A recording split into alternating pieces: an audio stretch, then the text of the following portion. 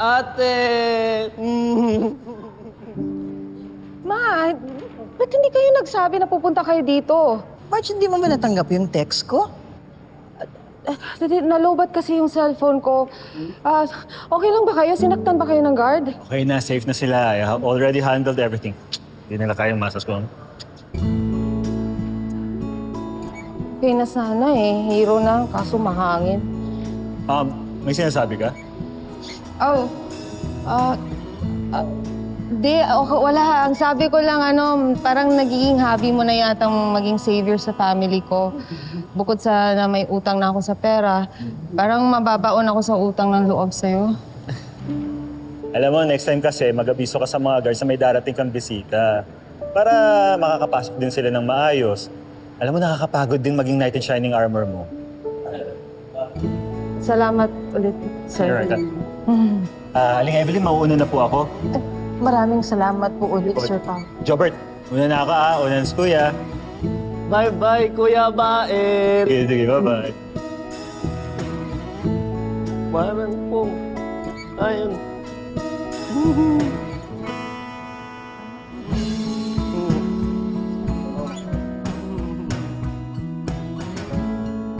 Day, una muna ako O, tita, upo muna kayo dito. Salamat. Timmy, tara sama mo. Kami pa tayong ipapasa. Laki naman ang turtle net. Marge, kung alam ko lang na makakasalubong namin si Sir Paolo kanina, sana pala nagluto ako ng kakanin para sa kanya. Naibigay ko sana sa kanya. Parang pasasalamat ba dahil sa operasyon ni Jobert? Ako ma, hindi yun kakain ng kakanin. Rich kid yun. Ay, malay mo. Tsaka, teka nga, Marge, para bang may napapansin ako doon sa amo mo? Oo.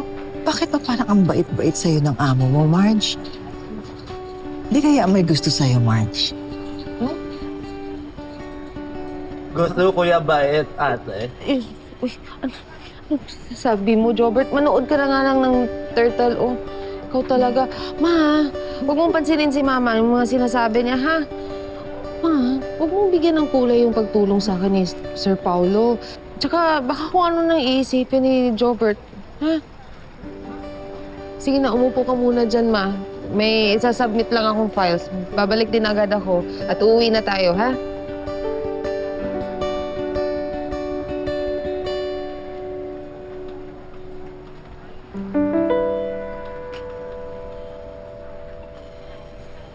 Excuse me po. Good afternoon. Good afternoon po. Kayo po siguro yung pamilya ni Marge? Opo. Ako po si Edward. Kaibigan ng anak ninyo. Ay, ikaw pala yun. Nakikwento nga po kayo sa akin ni Marge. Oh? Opo. Actually, kayo rin po ang bukang bibig ng anak ninyo. Si Jobert. Jobert? Jobert, ano yung pinapanood mo? Turtle. Alam mo ba, Turtle? Pahawa buhay.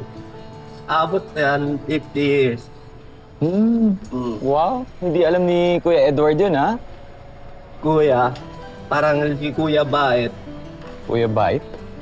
Kuya Bait? Sino si Kuya Bait? Yun po ang tawag ni Jobert kay Sir Paolo. Malapit po ang loob niya kay Sir kasi po tinulungan po kami ng kapatid niya.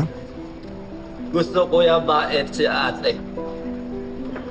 Jobert, tama na. Anak mo ka magsalita ng ganyan. Pasensya na kayo, Sir. Hindi niya po alam ang sinasabi niya. Okay lang po. Jobert, manood ka na lang ng TV, anak. Ayan, oh. Tinan mo ang ganda. Ang laki-laki ng turtle, oh. Ay, Oh. si po. Oo.